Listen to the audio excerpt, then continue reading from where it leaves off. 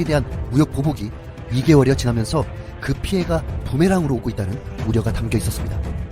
지난 4일 한국수입자동차협회가 일본계 브랜드 승용차의 8월 신규 등록이 1398대로 전년 동월 대비 56.9% 감소했다고 발표한 것을 비중 있게 보도한 것입니다. 불매운동 여파로 일본차 월 국내 판매량이 8년 만에 최저치를 기록하며 2달 사이 판매량이 3분의 1로 줄었습니다. 일본 브랜드 차량의 월 판매량이 1400대 밑으로 떨어진 것은 2011년 7월 이후 처음이었습니다. 2011년 18,936대를 판매했던 일본차는 지난해 45,253대로 2배 이상 판매량을 늘렸으나 불매운동으로 큰 타격을 입었습니다. 거기다 일본차 업계가 앞으로 더욱 긴장하는 것이 있습니다. 한국에서 9월 1일부터 8자리 번호판 시스템이 도입됐기 때문입니다. 그게 무슨 상관이냐고요? 일부 온라인 커뮤니티에서 8자리 번호판을 단 일본차 소유주들이 불매운동 이후 구입한 것으로 식별하겠다고 했기 때문입니다. 그렇다면 앞으로 일본차를 구매하려는 사람들도 위축될 수밖에 없습니다.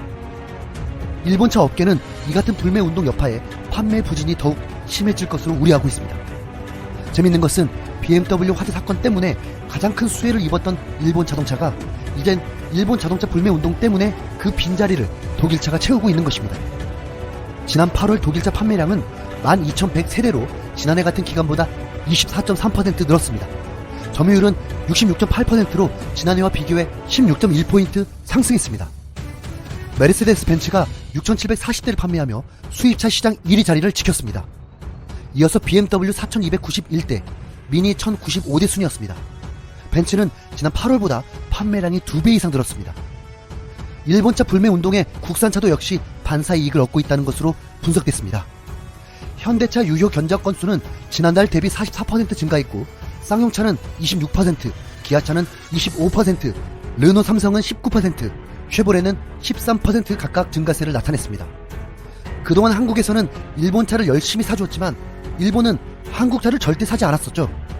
일각에서는 일본차가 더 품질이 좋기 때문이라고 했지만 이것은 사실이 아닙니다. 현대자동차와 기아자동차가 독일에서 연일 판매 기록을 갱신하며 일본차보다 높게 평가받고 있습니다. 현재 독일에서 판매량 10위 안에 드는 아시아 브랜드는 현대차가 유일합니다. 독일은 전통적으로 유럽 브랜드가 강세인 시장임에도 현대차는 2011년 8위에 오른 뒤 9년째 10위권을 유지하고 있습니다. 9위에서 10위에 자리하던 도요타는 2013년 이후 10위 밖으로 밀려났습니다. 현대자동차는 이스라엘에서도 판매 1위를 기록하며 일본차를 압도하고 있습니다. 현대차는 일본차가 강세를 보이던 이스라엘 시장에서 1994년 진출해 2011년 처음 1위에 올랐습니다. 이후 2014년도까지 도요타, 마스다 등 일본 업체들을 제치고 4년 연속 1위 자리를 지켰습니다. 유럽에서도 현대 기아차 판매량이 도요타와 혼다차를 7년째 앞서고 있습니다. 현대 기아차의 맞춤형 전략과 디자인 선호도가 높아서 인기를 끌고 있는 것입니다. 한국은 지난해 일본산 자동차를 5만 3천 대를 넘게 사주었습니다. 한국산 차는 일본 시장에서 아예 팔리지도 않았습니다. 일본 내 54개 수입차 업체 중 일본 내수 시장에 진출해 있는 한국산 브랜드가 없기 때문이었습니다. 현대자동차는 2009년 연간 900여 대 판매에 그치자 같은 해 결국 일본 시장에서 완전 철수했습니다. 현대자동차는 일본에서의 전략 실패와 여러가지 이유가 있다고 분석했지만 일본인들은 아직도 한국차보다 일본차가 낫다는 인식이 강했기 때문입니다. 일본인들은 자신들의 제품이 더 우월하다고 믿고 있습니다. 일본 자동차 기업들의 텃세도 있었습니다. 하지만 일본의 가전이 한국보다 우월하다고 믿고 있다가 삼성과 LG는 소니와 파나소닉을 뛰어넘어서 전 세계에서 완전 역전시켜 실력을 증명해 보였습니다. 일본 가전이 아니면 안 쓰던 일본인들도 삼성의 5G 폰을 쓰고 LG의 OLED TV를 보기 시작했습니다. 이번 불매 운동은 일본 자동차 업계에 위기감을 주면서 앞으로 일본 내에서 한국 자동차가 당당히 경쟁할 수 있는 날이 오길 기대해 봅니다. 이상 진심TV였습니다.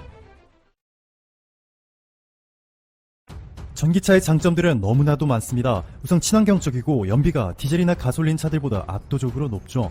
내연기관차에서 고장 빈도가 높은 복잡한 자동차 부품들이 전기차에서는 매우 단순해졌고 마찰 부위도 대폭 줄어들어 소모품 교체를 포함한 유지비용도 말도 안 되게 낮아졌습니다.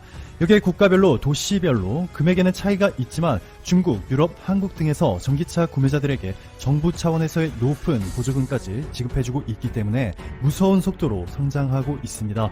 지난해 전세계 전기차 판매량은 126만 대로 1년 전보다 무려 플러스 73%, 정말 폭발적인 성장을 이루어냈습니다. 중국이 77만 대로 전세계 전기차 판매의 60% 이상을 담당했고 미국이 21만 대, 노르웨이 5만 대, 독일 4만 대, 프랑스 3만 대 등의 순이었습니다. 중국의 경우 정부 차원에서 전기차 보급을 강력하게 밀어붙이고 있죠. 승용차 한 대당 최대 900만원, 전기버스에는 최대 8,400만원에 달하는 보조금을 지급하였을 뿐만 아니라 홍콩을 대체할 첨단 도시, 중국이 막대한 투자를 벌이고 있는 인구 1000만의 도시 선전시에서는 올해 7월부터 모든 공유 택시가 전기차만 운행이 가능하도록 하였습니다. 전 세계 정부 중 전기차 시장 육성에 가장 적극적인 중국과 환경 규제가 매우 까다로운 유럽, 테슬라의 고향 미국, 이렇게 세 곳이 전기차 시장을 주도하고 있는데요. 올해 1월부터 6월 사이 전 세계 전기차 판매량은 76만 5천 대로 지난해 상반기보다 무려 92%나 성장하였습니다. 전기차가 거의 2배로 더 많이 팔렸다는 소리죠. 글로벌 전기차 판매 76만 5천 대 중에서 56%가 중국, 유럽이 23%, 미국과 캐나다가 17%, 나머지 지역에서 4%씩이 팔렸습니다. 국가별로 성장률을 보시면 중국이 111%, 미국 87%, 그리고 여기 한국도 전기차 판매 세계 7위입니다. 인구 5천만인 국가에서 이 정도면 정말 대단하죠. 한국에서도 전기차 판매가 플러스 63%, 그런데 한국인보다 2배 이상 인구가 많은 일본은 전기차 판매가 고작 11,000대로 한국보다 적고요. 무엇보다도 위 표에서 볼 수 있듯이 홀로 전기차 판매가 감소하고 있습니다. 일본의 전기차 국가 보조금이 최소 330만원에서 최대 850만원에 달하며 올해 4월부터는 도쿄가 지자체 차원에서 최소 200만원의 추가 보조금을 지급하기 시작하였음에도 여전히 일본 내 전기차 판매는 글로벌 트렌드를 따라오지 못하고 있네요. 2014년 현대 기아 자동차의 글로벌 전기차 시장 점유율은 0.9%에 불과했습니다. 당시 현기차는 전 세계 연간 800만 대가 넘는 자동차를 판매하여 9%에 육박하는 점유율을 기록하였는데 전기차 점유율은 10분의 1 수준에 그쳤죠.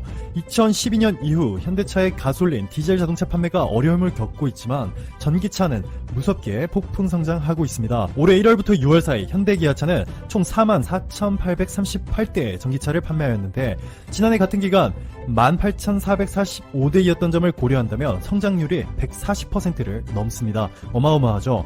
이 중에 현대차의 코나 EV가 2만 대 이상, 기아차의 니로 EV가 1만 대 이상 팔리며 전 세계에서 극찬을 받고 있습니다.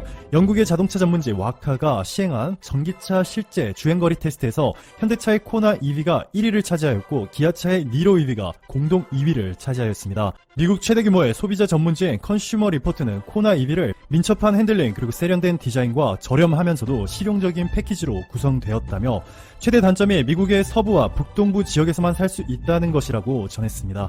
최대 단점이 더 많은 지역에서 팔아야 한다라니 정말 극찬이네요. CNN은 전 세계로 방송되는 슈퍼차지드라는 자동차 관련 프로그램에서 니로 EV를 타고 런던에서 파리까지 370km에 달하는 거리를 중간에 단 한 번의 충전 없이 갈 수 있는지 시험해봤는데요. 당연히 성공하였고 에펠탑이 보였을 때 남은 주행 가는 거리를 보니까 100km였다며 매우 놀랬습니다.